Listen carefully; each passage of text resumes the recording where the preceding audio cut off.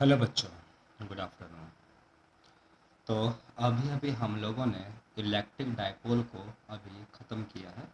Electric dipole जो कि अभी आप लोगों ने देखा है कि मतलब उसके कारण से इलेक्ट्रिक फील्ड कितना बनेगा, टॉर्क कितना लगेगा, इन सारी चीज़ों को अभी हम लोगों ने पढ़ा। ओके बच्चों, चलिए बेटा, अभी अगला टॉपिक है अभी विद्युत क्षेत्र रेखाओं। विद्युत क्षेत्र रेखा इंग्लिश में कहेंगे इलेक्ट्रिक फील्ड लाइंस, विद्युत क्षेत्र रेखा। तो जरा सा इसका डेफिनेशन को समझते हैं कि विद्युत क्षेत्र रेखा क्या है। विद्युत, देखिए मैंने सारा चीज़ें गुजराती में लिखा है। विद्युत क्षेत्र रेखा એ વિદ્યુત ક્ષેત્રમાં એવી રીતે દોરેલ વક્ર છે કે તેના કોઈ બિંદુએ દોરેલ સ્પર્શક તે બિંદુ પાસે પરિણામી વિદ્યુત ક્ષેત્રની દિશામાં હોય। ठीक है बच्चों, देखिएगा ये क्या कहना चाहता है कि विद्युत क्षेत्र रेखा जो है एक ही टाइप का ऐसा वक्र है। ऐसा वक्र का मतलब कि वह कर्व, कर्व बोल सकते हैं ना इसको, कर्व है।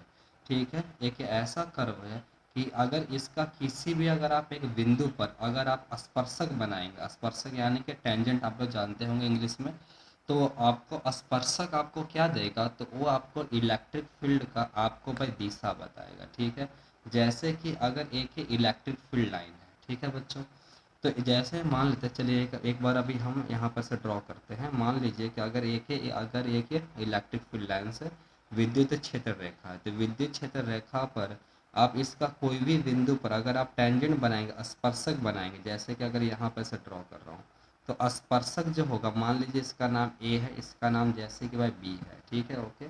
तो स्पर्शक ये अपने को भाई क्या बताएगा, तो उस बिंदु पर यानी कि ए और बी बिंदु पर अपने को इलेक्ट्रिक फील्ड का दिशा बताएगा, अपने को इलेक्ट्रिक फील्ड का दिशा बताएगा।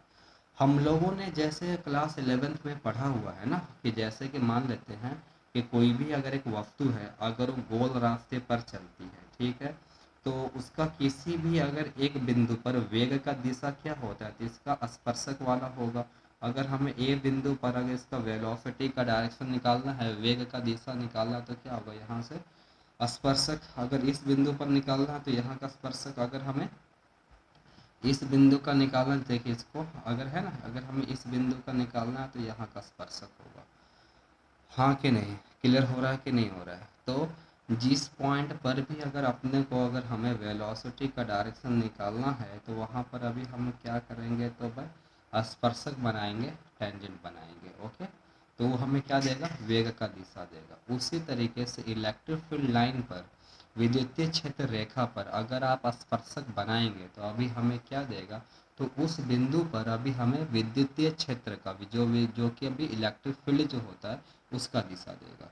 चलिए बच्चों, अभी हम जरा सा बात करते हैं। तो विद्युत क्षेत्र रेखा, इलेक्ट्रिक फील्ड लाइंस, एक बात कहना चाहूँगा, असली में ऐसा कोई लाइन नहीं होता।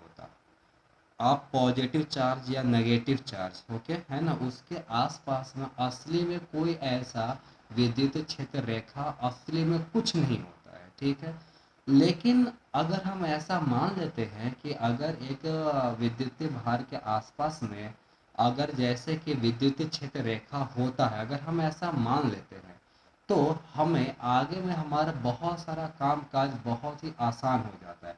हमें चार्जेस के बारे में स्टडी करना बहुत आसान हो जाता है अगर हम ऐसा मान लें कि एक चार्ज के आसपास में, एक विद्युत भार के आसपास में विद्युत क्षेत्र रेखा होता है, जबकि हालांकि ऐसा असली में कुछ नहीं है। ओके, ऐसा असली में कुछ होता नहीं है, लेकिन अभी हम इसको इस तरीके से मान लेते हैं। जैसे कि आपको मैं एक उदाहरण से समझाना चाहूँगा। हम लोगों ने जियोग्राफी में, भूगोल में पढ़ा होगा कि जैसे कि अक्षांश और देशांश, जैसे कि इक्वेटर कर्व हो गया, लॉन्गिट्यूडनल एक्सिस, और ये सब जो अभी आप लोगों ने पढ़ा होगा कि अर्थ को जैसे कि बहुत इसको ना, मतलब कि इसको क्लाइमेट के हिसाब से बहुत सारे जोन में इसको डिवाइड किया गया है। अगर आप अर्थ का ग्लोब अगर आप उठा करके देखेंगे, ग्लोब हो गया या तो मानचित्र हो गया, तो आपको ऐसे ऐसे वहाँ पर से अर्थ के ऊपर ये सब लाइन बना हुआ दिखाई देगा, जिसको आप लोग हिंदी में ना अक्षांश और देशांश जो आप लोग बोलते होंगे, है ना। बीच में जैसे कि इसको विषुववृत्त या तो इक्वेटर जिसको हम इंग्लिश में कहते हैं। तो इक्वेटर, ये सारे लाइंस जो बनाया गया है, ये अर्थ को कुछ चीज़ों को स्टडी करने के लिए बनाया गया है, कि जैसे कि कौन से जोन में भाई बादल कितना है, हवा कितनी तेज़ी से चल रही है, कुछ इस तरीके को निकालने के लिए, है ना। तो इसको इस लाइन से इसको बोल कि डिवाइड किया गया अर्थ को, ताकि भाई इसको स्टडी करने में ईजी हो जाए। दूसरी बात क्या है कि अर्थ के ऊपर कोई ऐसा असली में कोई लाइन नहीं बना हुआ है। अगर आप देखें तो अर्थ का ये जो इक्वेटर जो इसको हम लोग कहते हैं, असली में कुछ ऐसा इक्वेटर है नहीं, लेकिन हम लोगों ने एक काल्पनिक बनाया है कि अगर यहाँ पर से जैसे कि इक्वेटर का लाइन जैसे कि पसार होती है, जैसे कि वह पास होती है, ओके है ना।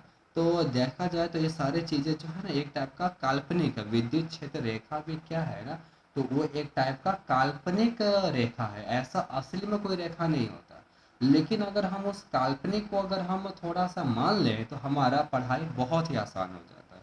आपको मैं एक उदाहरण से ज़रा सा समझाना चाहूँगा, जैसे कि ज़रा ध्यान से बच्चों इस चीज़ को समझिएगा कि जैसे कि कोई भी अगर एक क्षेत्र में, जैसे कि मान लीजिए कि अगर 4 विद्युत रेखा है, मान लेते हैं कि जैसे कि भाई 4 विद्युत रेखा है।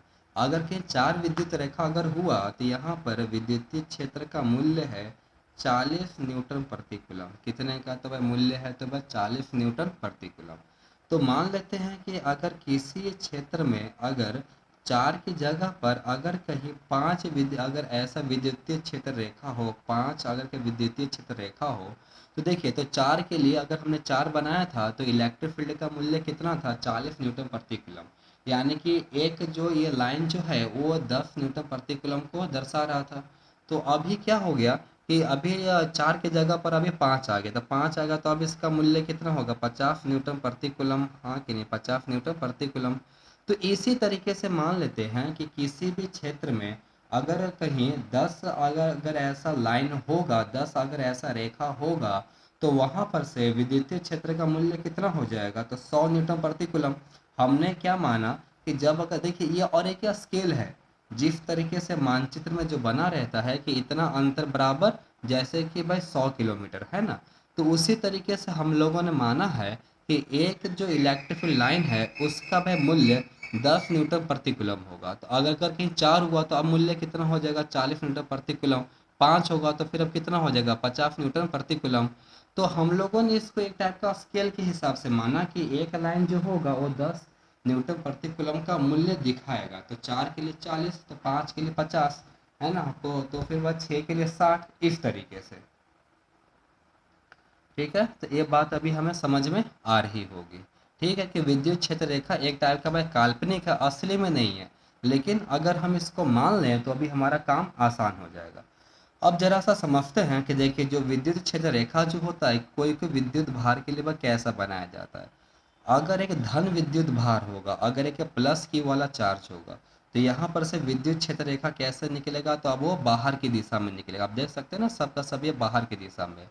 तो ये आपका बच्चों वक्र नहीं है, तो यहाँ ये जो आपका होगा ना, इस अगर देखिए वक्र अगर होता तो स्पर्शक वाला आपको वह विद्युतीय क्षेत्र का वह दिशा दिखाता।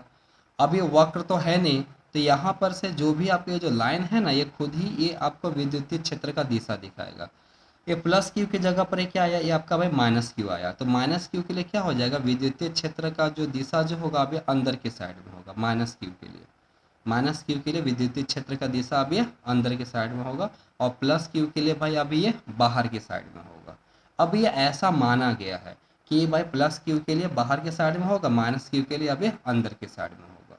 ठीक है, और विद्युतीय क्षेत्र रेखा जो है एक काल्पनिक मात्र है, और लेकिन क्या होता है कि ये मतलब कि मीन्स काल्पनिक मानने से भी हमारा आंसर वही होता, वही आएगा कि अगर हम मानते, अगर ये असली में जब अगर लाइन अगर होता, तो जो अभी हमारा आंसर आंसर आता, हमें काल्पनिक मानने पर भी वही आंसर आ रहा है। तो इसके लिए हम लोग इसको मतलब कि अभी हम लोगों ने इसको गिना है कि एक विद्युत भार के आसपास में कुछ मतलब कि कुछ विद्युत क्षेत्र रेखा होता है। तो विद्युत क्षेत्र रेखा बच्चों ये काम क्या करता है, सुनिएगा। देखिए मेन चीज़ क्या है कि विद्युत क्षेत्र रेखा पर से अगर हम अपना स्पर्शक बनाएंगे किसी भी बिंदु पर, तो स्पर्शक आपको क्या देगा, तो आपको भाई विद्युतीय क्षेत्र का आपको दिशा बताएगा। विद्युतीय क्षेत्र का क्या बताएगा, तो अभी वो आपको दिशा बताएगा। ठीक है, तो देखिए तो प्लस क्यू के देखिए अब ये तो सीधी लाइन है, तो यहाँ का जो होगा यहाँ पर से आपका स्पर्शक नहीं बने, या तो स्पर्शक आप बनाएंगे भी तो वो इसी दिशा में आएगा। तो अगर सीधी लाइन है तो ये वाला लाइन जो होगा ये आपको भाई ना इलेक्ट्रिक फील्ड का दिशा बताएगा। ये वाला यहाँ पर से कोई भी अगर आप एक बिंदु जब अगर आप लेंगे तो यहाँ पर से ये जो लाइन जो होगा ये आपको भाई क्या करेगा, तो ये आपको भाई ना विद्युतीय क्षेत्र का ये आपको भाई दिशा बताएगा। ठीक है, तो प्लस क्यू के कारण से बाहर के साइड में होगा, माइनस क्यू के कारण से अभी अंदर के साइड में होगा। ठीक है, हाँ कि नहीं। चलिए बच्चों अभी जरा ध्यान से भाई जरा सा देखिएगा, इस चीज़ को समझते हैं। एक ये डाइपोल है प्लस क्यू और माइनस क्यू, तो प्लस क्यू और माइनस क्यू के कारण से विद्युत क्षेत्र रेखा कैसा बनेगा, देखिए बच्चों अभी कुछ इस तरीके से बनेगा, ये रहा प्लस क्यू ये रहा माइनस क्यू। देखिए भाई कुछ इस तरीके से बनेगा।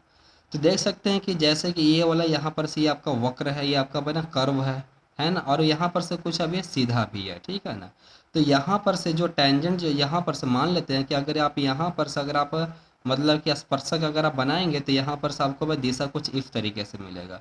अगर मैं इस बिंदु पर से स्पर्शक बनाऊंगा तो मुझे वह विद्युतीय क्षेत्र का दिशा इस तरीके से मिलेगा। अगर मैं यहाँ पर बनाऊंगा तो कुछ इस तरीके से मिलेगा। यहाँ पर जैसे कि बनाया है तो यहाँ पर विद्युतीय क्षेत्र का दिशा कुछ ऐसा मिला है, यहाँ पर से विद्युतीय क्षेत्र का दिशा कुछ इस तरीके से मिला, यहाँ पर से कुछ ऐसा मिला, है ना, एंड सो ऑन। ठीक है बच्चों, इसी तरीके से। तो प्लस क्यू और माइनस क्यू अगर एक ऐसा दो जब अगर चार्ज होगा तो भाई अभी आपका इलेक्ट्रिक फील्ड लाइंस कुछ इस तरीके से बनेगा, देख सकते हैं। ओके, हाँ कि नहीं। ठीक है, देखिएगा ये क्या है, नीचे वाला क्या है, टू पॉजिटिव चार्ज। अगर आप दो धन विद्युत भार को अगर आप पास पास में रखेंगे तो इन दो के कारण से जो इलेक्ट्रिक फील्ड लाइंस जो होगा, जो विद्युत क्षेत्र रेखा जो होगा वो कुछ इस तरीके से बनेगा। देखिए ये दोनों मतलब कि ये दोनों एक दूसरे के ऊपर प्रेशर देंगे, दबाव देंगे, तो इसके मतलब कि इलेक्ट्रिक फील्ड लाइंस जो एक दूसरे के ऊपर जो प्रेशर जो दे रहे हैं उसी के कारण से इन दोनों के ऊपर भाई बल लगता है। ठीक है, ऐसा माना गया है। ठीक है, क्योंकि ये मतलब ये ऐसा ऐसा होगा कि ये दोनों आपस में एक दूसरे के ऊपर दबाव या तो बल लगाएंगे, जिसके कारण से प्लस की इन दोनों विद्युत भार के ऊपर बल लगेगा। हाँ कि नहीं। तो जब अगर दो पॉजिटिव चार्ज दो धन विद्युत भार जब अगर होंगे तो इनके कारण से विद्युत क्षेत्र रेखा कुछ इस तरीके से भाई बनेगा, टू पॉजिटिव चार्ज। हाँ कि नहीं। ठीक है, तो बच्चों यहाँ तक बेटा पूरी बात समझ में आ रहा होगा कि विद्युत क्षेत्र रेखा एक टाइप का काल्पनिक रेखा है, असली कुछ भी नहीं है, लेकिन इसको काल्पनिक मानने पर भी हमारा कामकाज सही होता है। अब विद्युत क्षेत्र रेखा के बच्चों खासियत क्या है कि भाई अगर आप इसका कोई भी बिंदु पर अगर आप टेंजेंट बनाएंगे तो आपको भाई क्या मिलेगा, तो आपको इलेक्ट्रिक फील्ड का दिशा मिलेगा। ठीक है, सिर्फ इतना कहना चाहते हैं। ओके, ठीक है ना।